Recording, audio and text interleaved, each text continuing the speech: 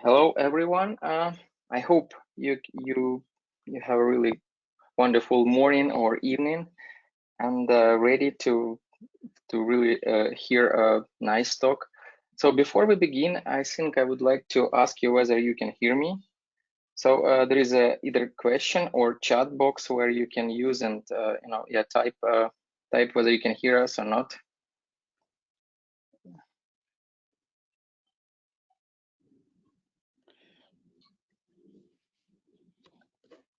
Okay, yeah, okay, great. Thank you very much.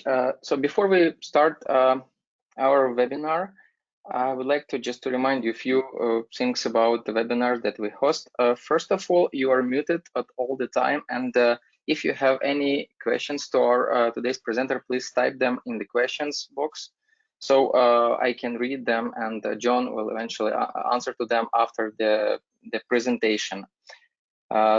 Second thing, I would like to ask you to follow us on Instagram, Facebook, or LinkedIn for the future events that we'll definitely host and have pretty soon. Just a few words about Chemspace, just to remind you who we are. We are a platform that allows you to search in billions of molecules provided by renowned suppliers. And with that, you can access the diversity of chemistry delivered from worldwide. And this diversity can be accessed just through one place, which is Chemspace. Currently, Chemspace catalog has over 400,000 building blocks in stock, available and ready to ship to your location. Over 6 million of in-stock screening compounds and the billions of make-on-demand analogs to this in-stock building blocks and screening compounds. The catalog is accessible online on a chemspace.com webpage, where you can use ultra-fast and efficient structure and substructure search engine, and pretty much apply all the typical ways to search in the chemistry database using exact substructure similarity search, or you can use conventional numbers like CAS, MFCDs, different IDs, IUPAC names, etc. Also, you can search for the molecules uploading the lists of the structures, either as text files or SD files. The platform is also available through Punch-Out site, which will give you access to all the catalogs that Chemspace hosts at the moment. And the beauty of this, the Punch-Out site is directly linked to your procurement system, just to simplify order processing. Along with the database that we have, and as I mentioned, it basically hosts over like billions of molecules, we have prepared sets of the molecules using common ways to select them. For example, we have fragments, DEL, DNA encoded libraries, compatible building blocks, etc. We also have some interesting preplated sets. If you think that you need some special library or custom library, we can prepare that one upon your request.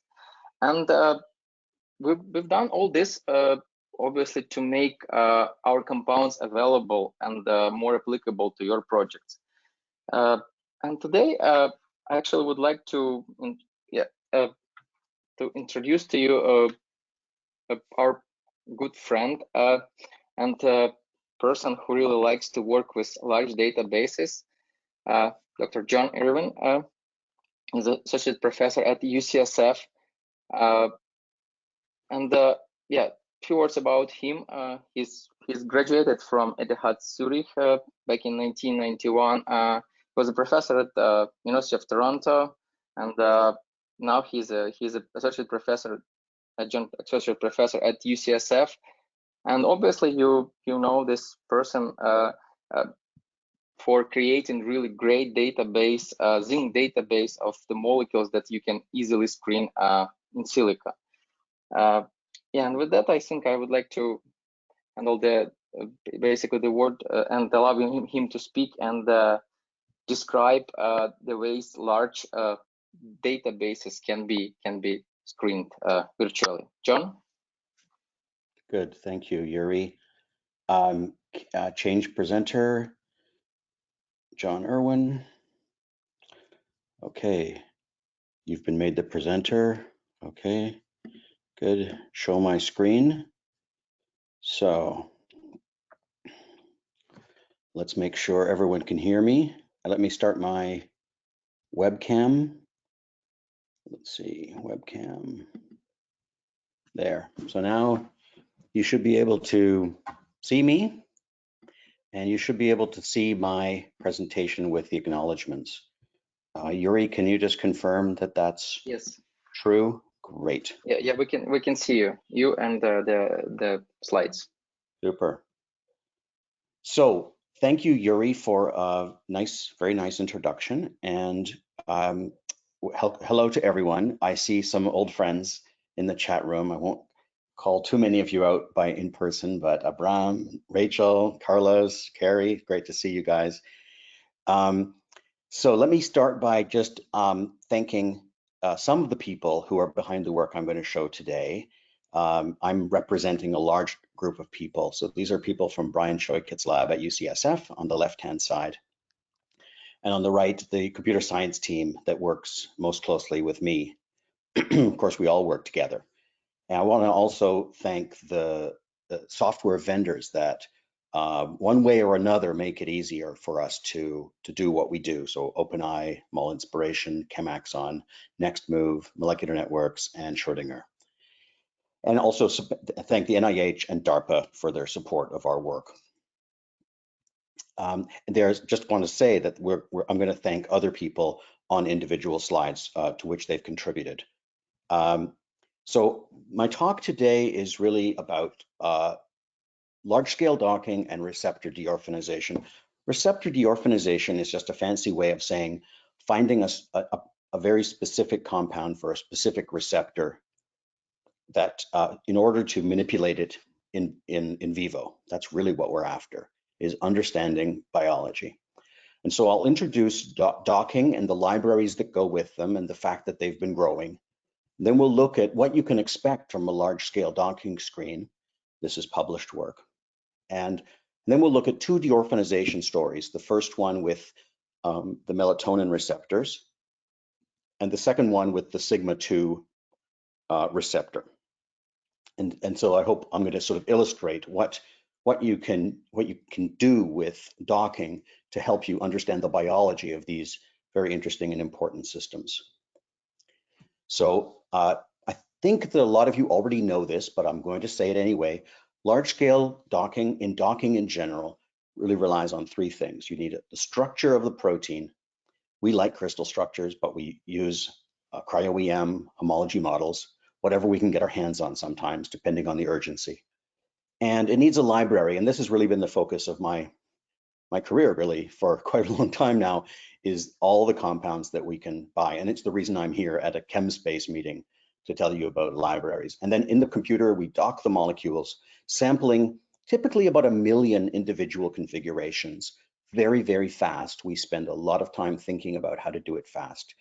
And we score them for fit, rank them from best to worst.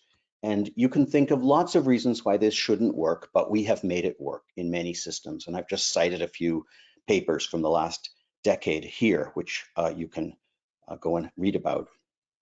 And what's really exciting in the last little while, really since 2016, although it does go back a little longer than this, is the Make on Demand library, where companies like Chemspace and Enamine together are able to offer billions of molecules.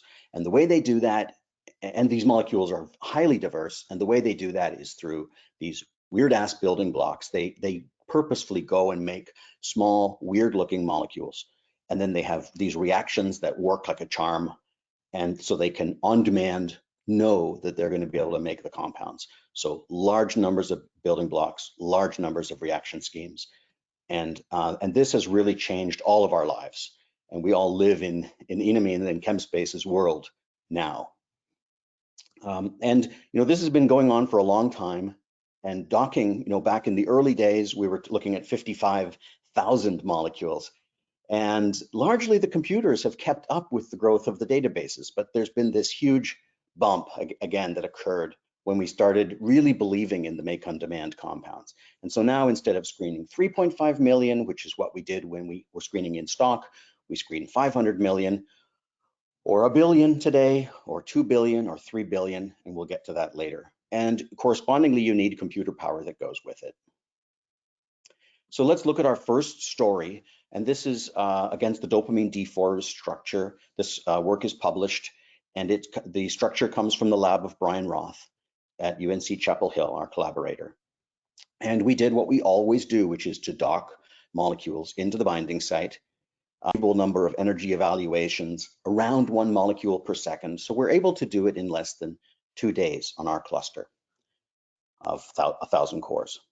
But instead of testing 30 compounds, in this experiment, we tested 549 compounds.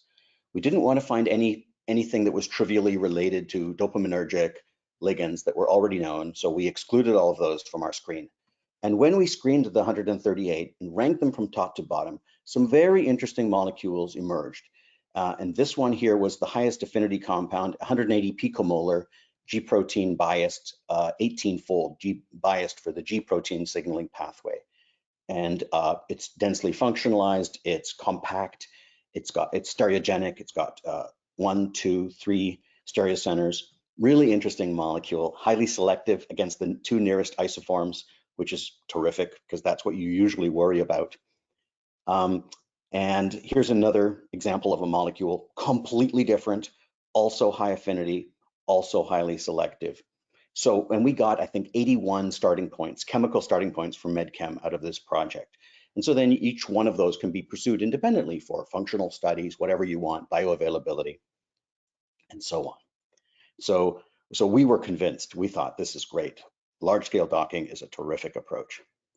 But one of the things that we tried to do in this experiment was to ask the question, how many molecules in a database bind to the receptor? And the way we did the experiment was to, instead of simply purchasing at the top of the curve this is the docking score here along the x-axis, and the hit rate is here. So at the top of the curve, we purchased, normally we would just purchase up here, but we purchased all the way down the curve in 3 kcal increments.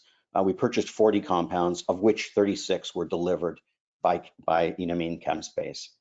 And when you take the hit rate curve around here, around 25%, 24%, falling down to 0 at poorer scores, and you integrate it with the actual distribution of the molecules, again, kcals versus number of molecules, you come up with this estimate that there's almost 500,000 molecules that would bind to DRD4 at 10 micromolar, which is, I don't know, I think it's amazing. And it's the first time anyone's ever done this. And they're diverse too. They're as measured by Bemis-Merkel scaffolds.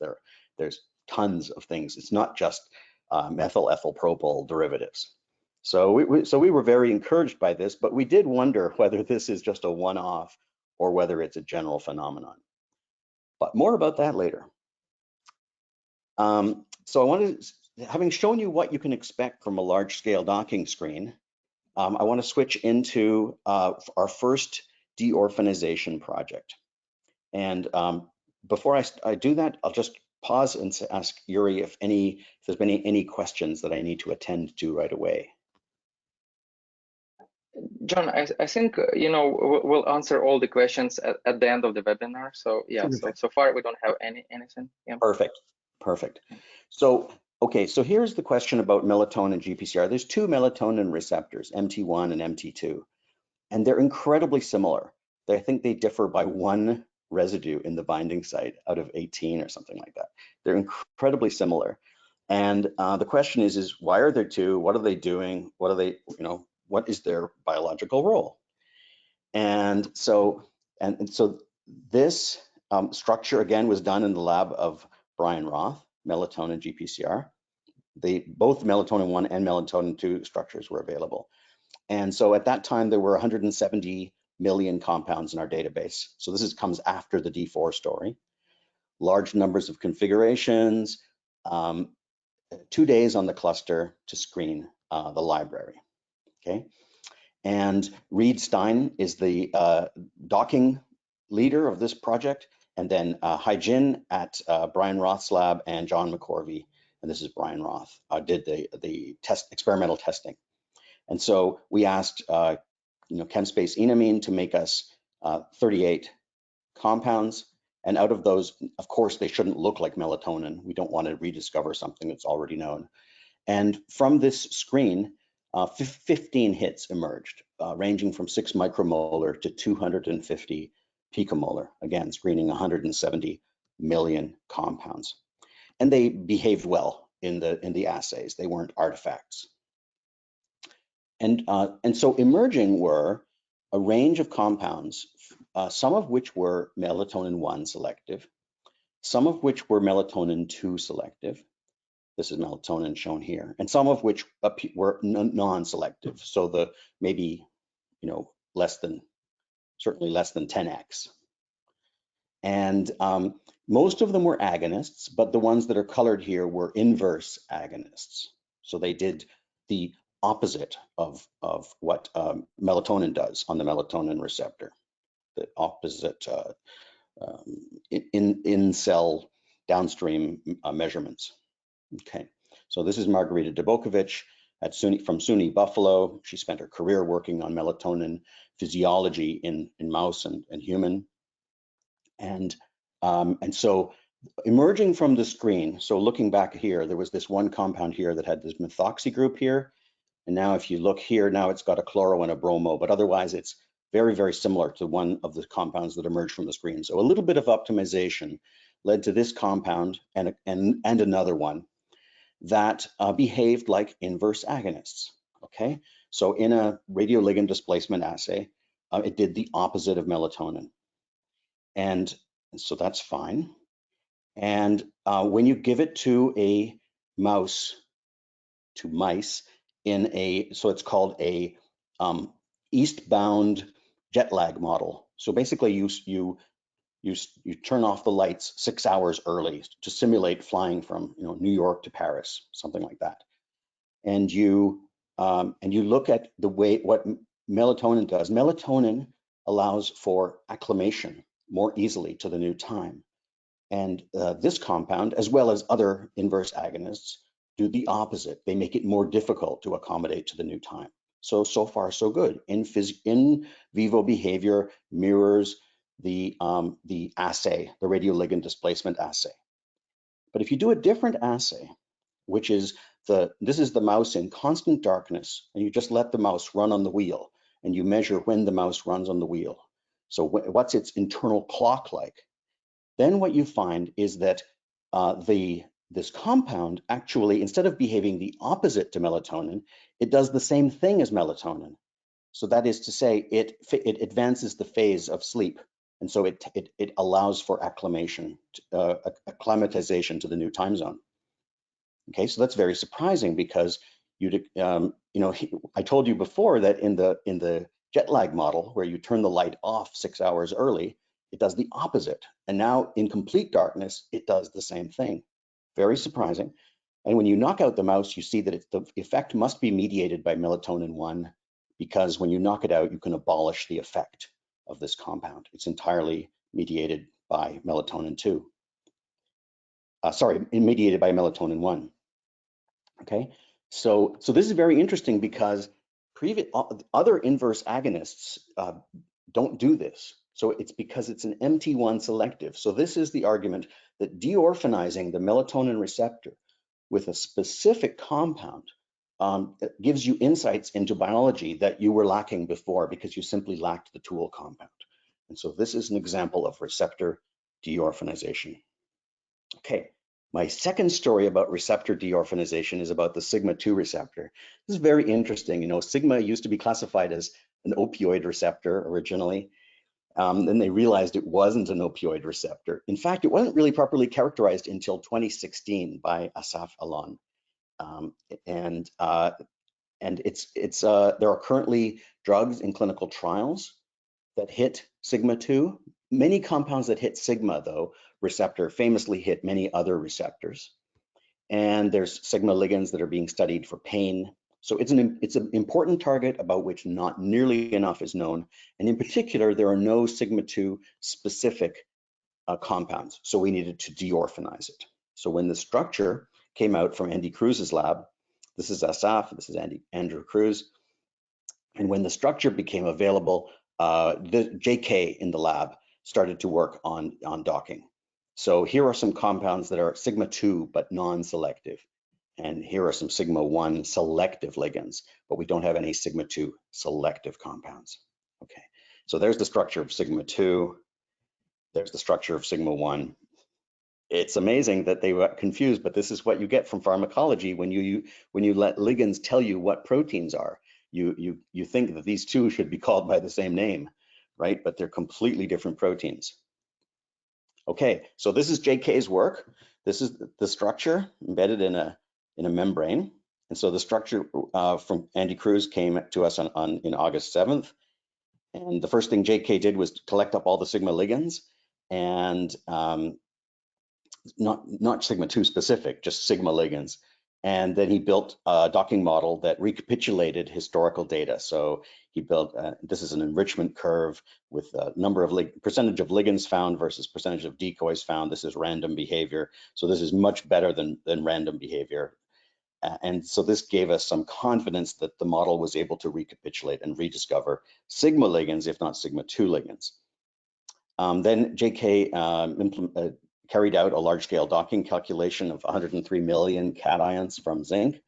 And this was done because every single ligand that was known as a cation. So we thought, what's the point of docking neutral molecules? And we're in a rush for publication. And so we managed to do this, even with an enormous amount of sampling, in under 2 days on the cluster. And emerging from the screen were interesting looking compounds, very diverse if you look at it. I mean, they have they sort of all look a bit like a hot dog shape, but otherwise they're from a patent point of view and a chemistry point of view, they're very different. The one sort of common feature is there's this salt bridge with an aspartate 29 right here, you can see that. But then other than that, there are all kinds of interactions that get made sometimes and not others. Sometimes there's a bidentate interaction.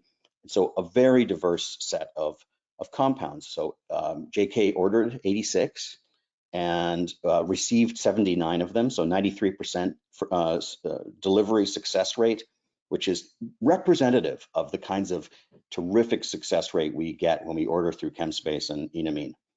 And then JK sent these compounds to Harvard Medical School, where they were tested. And so the 13 best sigma-2 ligands ranged from 2.4 nanomolar to 68 nanomolar. So very high affinity compounds, many high affinity compounds. And here are some of the curves showing the selectivity of some are selective, some are less selective, and we'll see that in the next slide. And here are the poses of some of the best ligands that emerged. So again, this was done with Asaf and Andy Cruz, and the work, all the docking work is done by JK in the lab. And so when we got hits from the docking screen, and I haven't shown you, but there's this is work in progress and it's unpublished, so I'm showing you limited data, but the very high hit rate, over 60% at the top of the curve. But these compounds could be optimized. So here's 3 examples of compounds that emerged from the screen showing how many analogs could be were tested. So typically what we'll do is we'll select way more than that, maybe 10 times as many, dock them, and then from among the best docked poses, select them. But sometimes we'll just select compounds based on analogs by adding or subtracting a methyl group, for example. And so here you can see that JK arrived at a compound that was 47x selective. Remember, selectivity is all about we want compounds that hit sigma 2 and don't hit sigma 1, so that we can get into biology and we can find out what's going on in life in vivo. And so this compound was the most selective compound of all, 250-fold selective for sigma 2 over sigma 1. And so how do we find analogs? So there's this great tool called Small World.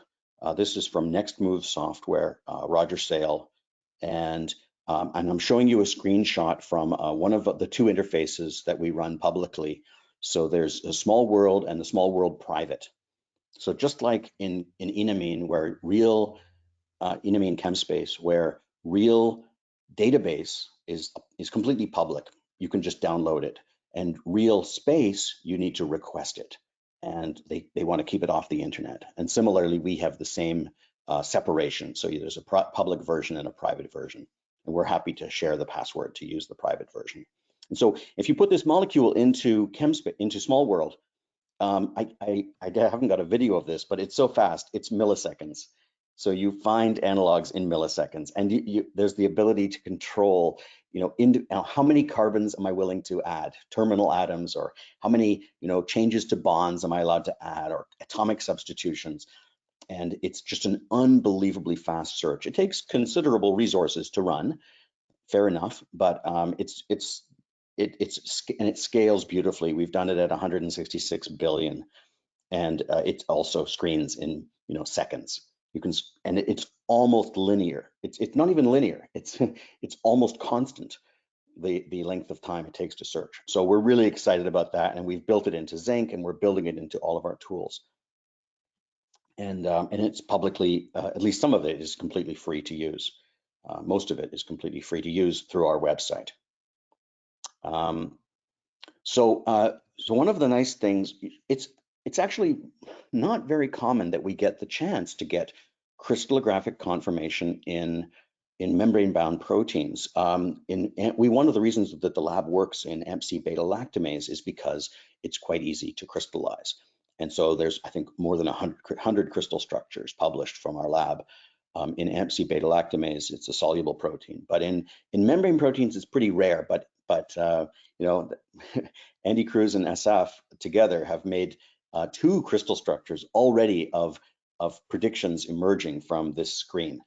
And here's one of them that confirms the docking prediction, at least of an analog. This is an actual docking prediction. So, as you can see, it picks up the key interactions, the salt bridge, the hydrogen bond, and so on. So it's, I think, shows that docking is getting the right answer for the right reason.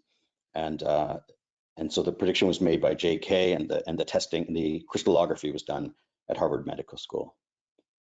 And this was this very selective compound that emerged from the previous page.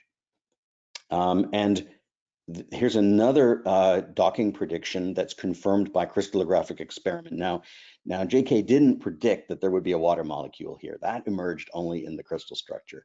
But otherwise, the RMSD is excellent, and in particular, the key interactions with the salt bridge, this terminal ring here, this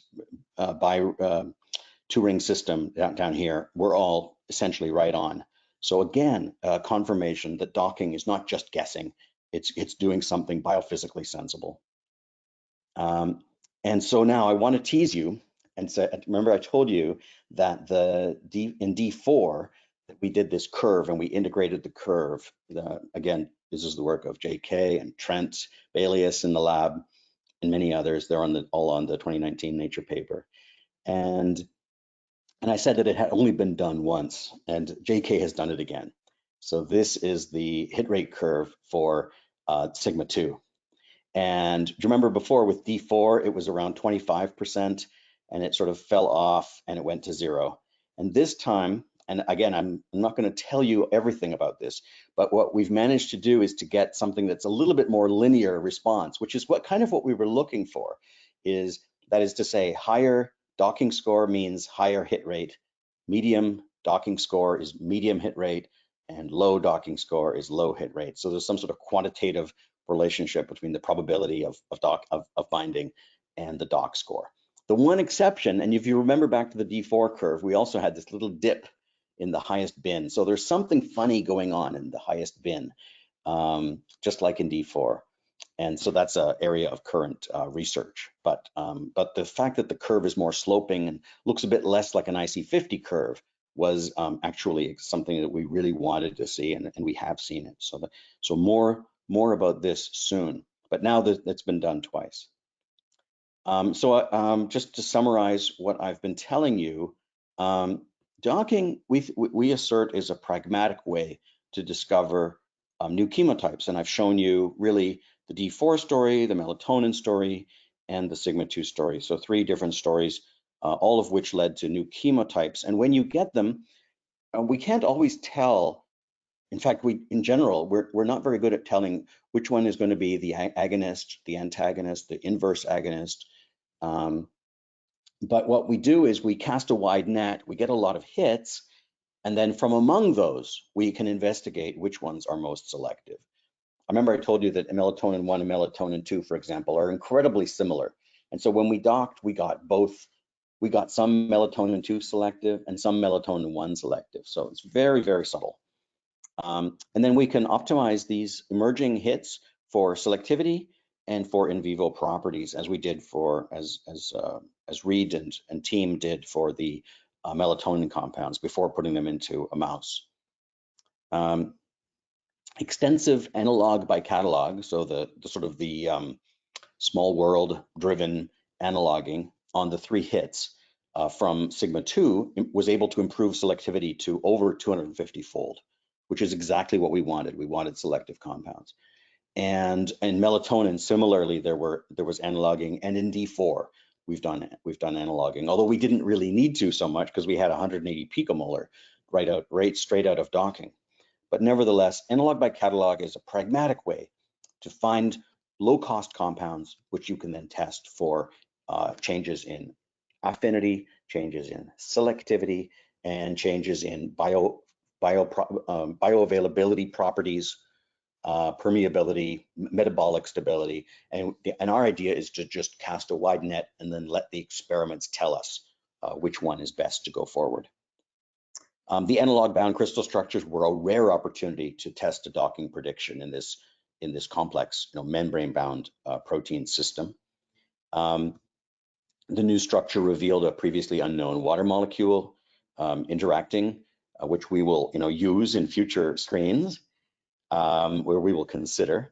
And we got a new hit rate curve, which I've shown you, which we think is even better than the D4 curve, although there's some remaining mysteries. And that there's this sort of slope, at least for most of the curve. And that the last point I want to make is that libraries are growing, and big libraries have been good to us. They've delivered us compounds that we just would never have found with the in-stock or with smaller libraries. And the bigger the libraries get, we assert, the more chemistry there is to find. After all, you only find what's in your library. And so now commercially, there are something on the order of 20 billion compounds that you can just order and have sent to you. And I expect that number to go up. I don't usually predict the future, but I'm going to predict that. And of those 20 billion, about 2.5 billion prior to stereochemical expansion are lead-like. So, 25 heavy atoms or less, which is a little bit generous on lead-like, it depends. And so if you imagine the stereochemical expansion is usually about 2.1x using our way of doing it. So maybe there's 5 billion at the moment lead-like in hand. And so, my job is to build 3D models of all of those, and then so that future talks I'll be telling you about 5 billion compounds screened, and we'll show you even more exciting compounds. And that's what I'm currently investing, and we are investing an enormous amount in doing exactly that. So we're working. And so I'll leave you with the fact that we only do large scale docking in the lab. That's all we do. And the success rates and the affinity rates change, but depending, you can hope for often, sometimes I'm not showing sigma 2 on here because the hit rate was over 60, was this around 60% at the top. But ranges of hits from 0 to 60% hit rates, and affinities varying from micromolar all the way down to picomolar. And with that, I'm going to thank you for your attention and take questions, please. Yeah, thank you, John, for this really great talk. And we'll try to provide you more and more compounds that you can screen and increase that lead-like portion as much as we can. So yeah, the few questions we have here. First question is, do you understand why hits are inverse agonists or agonist? Yeah. Well, I mean, you put them in the assay and you get a readout, and you can tell whether they're inverse agonists or agonists.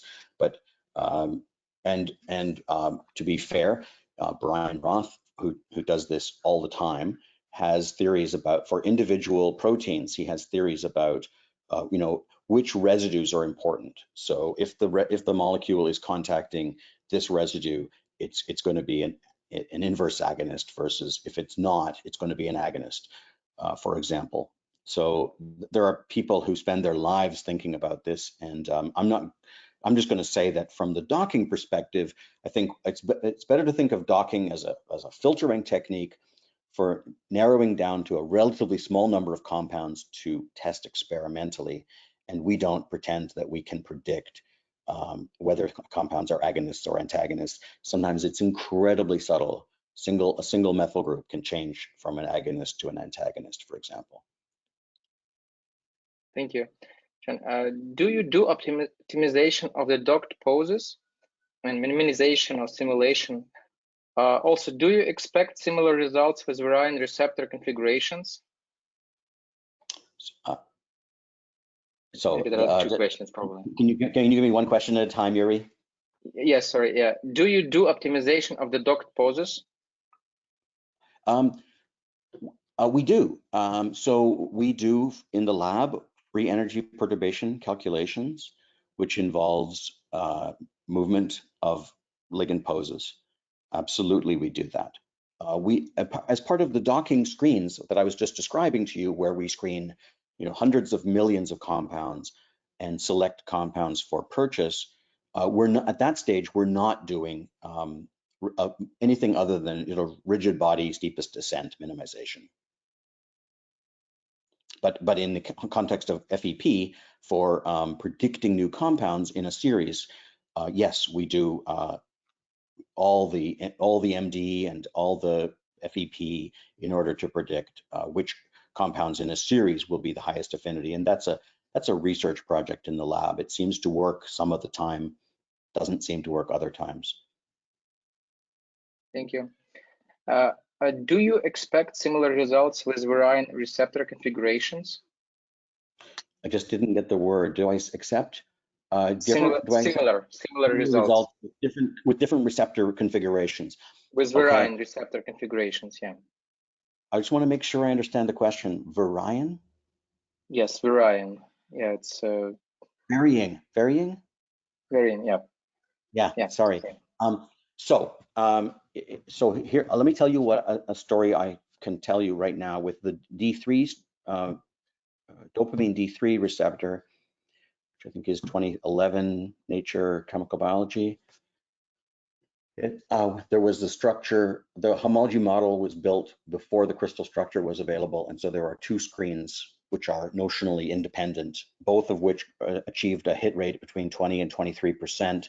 But the compounds that were discovered were were largely, almost completely non-overlapping. So, so that's a story that shows that different configurations of the same receptor, a homology model and a crystal structure, resulted in approximately the same hit rates with completely different chemistry.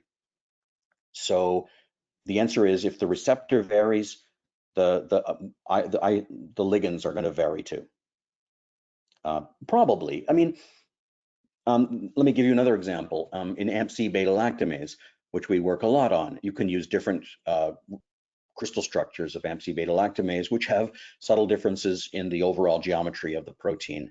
And in there, individual compounds will vary, but largely you get the same kinds of compounds, carboxylates with sulfonamides emerging from the screen. So there are examples where there are some similarities, and there's other examples where there's considerable differences.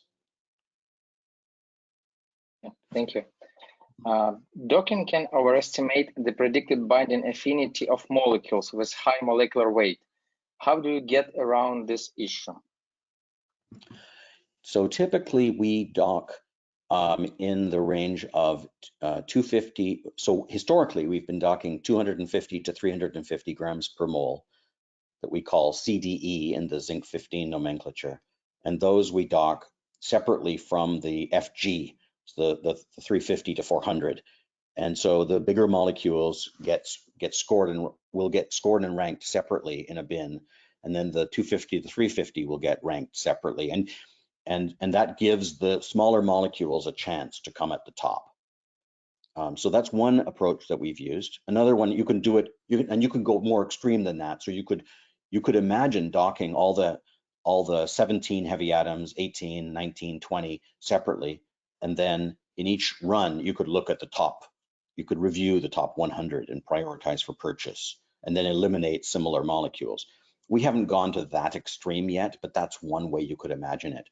There are people who've tried to correct for molecular size and the scaling problems that come with molecular size, and that's an ongoing research field in the field. It's absolutely, I agree with the question that it's a problem. Thank you. Do you think that the higher hit rate in the Sigma 2 project could be thanks to the pre-filtering of cations before docking? Sure. That I can say that's going to be true. Yeah, the neutral compounds and the anions do not bind pretty well as far as we know. We certainly didn't look at them. So yes, the numbers are higher because of the fact that the large number of anions is not there, of neutrals and anions is not there. Correct.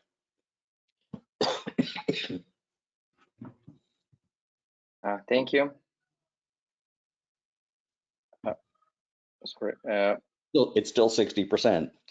Yeah, it's really great. Yeah, it's unbelievable. Actually. Great. Yeah. So love the energy and the crystal docking match. Was very impressive. That's really great talk. Yeah. Do you need to know the precise location of the binding site to use these methods? I mean, docking. Yeah. Yes. Yes, our docking method works in a binding site. If you have two binding sites, it's two docking campaigns. It's two docking projects. Thank you. Can you elaborate a bit more about your scoring process? Yes, it's a physics-based scoring function which contains three components: van der Waals, so a Lennard-Jones potential, electrostatics, so Poisson-Boltzmann finite difference electrostatics as implemented in the SHARP program QNIFT, and desolvation, ligand desolvation, which is volume integration of water occupancy around each point in space. So those three components, van der Waals, electrostatics, and desolvation, all sampled on a ligand desolvation, all sampled on a grid. We have experimented with GIST, the generalized inhomogeneous solvation theory, and receptor desolvation, and that's an area of current research in the lab. We've also experimented with other terms, and we continue to experiment with other terms. But at the moment, the docking scoring function we use has three terms. Thank you. Thank you, John. Can we expect similar hit rate for non-GPCR targets? Well,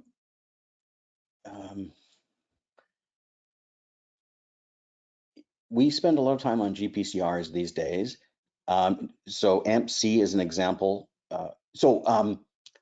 CFTR is an ion channel published. Our docking results are published on that. GPCRs are very favorable. GPCRs are nature's idea of a good docking, of a good target for ligands. They bind ligands. Many of them bind small molecules endogenously. So they've had billions of years to be ready for small molecule binding, and you can see that in the binding site, that they're deeply invaginated, often with some of them with a buried charge for a salt bridge, like beta-2 adrenergic receptor, for example. It's just a terrific binding site. And so, yeah, GPCRs are very, very good. And I think other other receptor classes could be more challenging. For example, nuclear receptors bind sterols, for example, they're deeply buried, and they're generally pretty hydrophobic, many of them. But maybe they're a little bigger and not quite as selective. And another problem can be that they grow and shrink, like the androgen receptor. So that can be a more challenging target than, but kinase ligands, for example, kinases, people have had excellent success at finding ligands for kinases because of the hinge binding region. So I'm avoiding giving you a simple answer to that question, but GPCRs are terrific targets. Thank you. And I think there is a related question. So this slide shows like 9 successful projects plus sigma 2 would make 10. That's 10 out of how many proteins you tried? Okay, so there's a lot of, these are things I can show you. There's a lot of progress and a lot of work in the lab, and I hope you'll see those publications soon. We're working on dozens of targets and many of them have worked. Some of them have not, and we'll talk about those at the right time.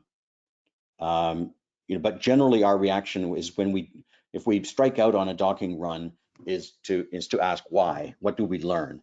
And go back and figure out why we didn't find something. And is it because the kinds of compounds we want to find, or that the receptor wants, are simply not in the library? Is it because there's something intrinsically difficult about the receptor and that you wouldn't find them by any other method either, DELs or high throughput screening? They're just problematic binding sites? Or is there something that docking is failing to do right? So we consider those challenges, but the answer is that there's dozens of projects that have been subjected to large-scale docking, and it's all we do. It's all we do. Yeah, can you elaborate the project success rate? No. Okay, thank you. Some projects are challenging. Yeah. How much time does it take to prepare the compounds for docking input, and which software do you use? Yes, so we are in the process of making a new generation of zinc, and so I've spent quite a lot of time working on this recently. So it varies our current pipeline uses MSOL, the semi-empirical quantum mechanics, for charges and in desolvation calculation. We use Omega from OpenEye for conformational analysis. We use Carina for generating the initial 3D structure. Sorry for the dog. Can you do something with the dog? Thank you. You can tick that box on your Zoom bingo. You can tick the dog box now. So MSOL, Omega, and JChem. We use JChem for protonation, and we use our own software in the pipeline. Thank you. I'm going to move where the dogs are away. Just a second. Yeah, I have a daughter here, and I used Paw Patrol just to make her dizzy. Yeah. So so we have our own software in the pipeline as well as the commercial software that I just described. And how long does it take? So it varies as a function of size of the molecule, and some of the molecules. So we can do 50 molecules sometimes in as little 50 molecules in as little as 7 minutes. Okay. Can you hear me still? Yes, we can hear you, John. Yeah. 50 molecules in 7 minutes, but we can also spend for real runaway molecules with lots of conformations, big size, we can spend 30 minutes or an hour just to make 50 molecules. So there's a long tail to certain molecules take way too long for us to build. And that's an area of current research, something we're really working on because it slows down the building of new libraries. Thank you. Do you do a manual selection of compounds after the virtual screening? So in most campaigns, we cluster by chemotype. So we either use ECFP4 or Bemis Merkel scaffolds or something like that to cluster the top of the list. And then we look at the top 1,000, 2,000, 3,000 clusters and pick 50 compounds for purchase. So that's quite common. And so we'll typically pick the best member of each cluster of a particular chemotype for testing, representing that cluster, if you will. But in the cases of both D4 and now Sigma 2, we, in addition to, actually for Sigma 2, I think it was entirely computer-based. Maybe there was a little bit of hand curation, but most of the compounds were picked automatically. So every 3 kcals or every 4 kcals or something like that, and then pick 40 compounds in each slice all the way down the curve.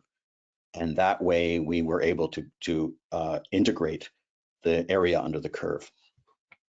So the answer is generally we look because life is short and time is precious and we want to win. But we have done it fully automatically, and the fully automatically is pretty good, as you saw from both the D4 and the Sigma 2 story. But we still like to look. Thank you, John. How does conformational flexibility of a target affect the hit rate?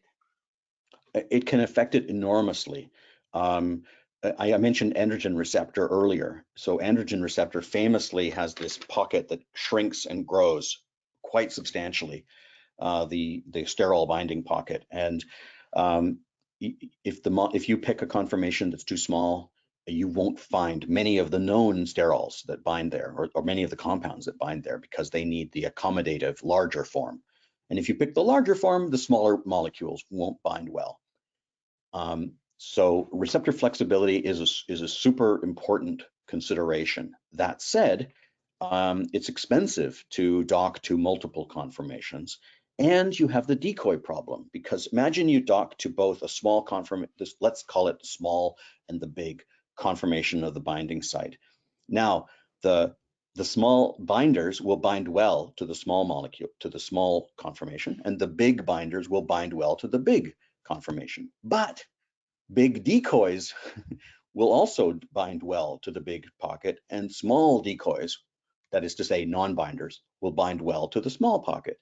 So you'll end up, and remember that in a typical docking run with a hit rate of 10%, now you've got 10% hit rate in one and 10% hit rate in another, but you've got now 90% decoys or non-binders from 2 runs. Now you're going to merge it together. You could actually do worse. You could imagine situations where you do worse. In fact, we've done worse in some cases. So receptor flexibility, you really have to approach very, very carefully, because every time you include a new conformation, you include new opportunities for wrongness, for wrong conformations, for wrong ligands. I hope that was clear. Yeah, thank you. How do you decide if and when a target does not work?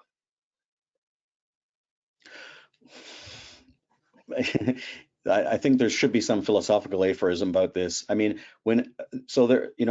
people used to say that HIV integrase was an undruggable target until people found compounds for it. When they first screened base, they didn't find any compounds, and then they did. And we don't like striking out, but it will depend on how important it is as to whether we'll continue. We'll just keep working at it. If you look at the binding site, you can get an idea.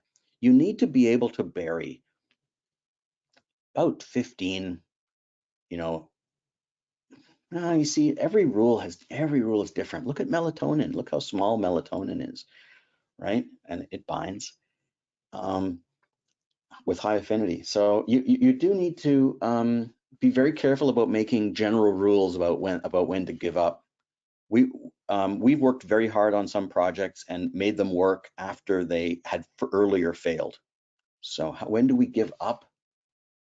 It varies depending on the importance of the target and the importance of the project.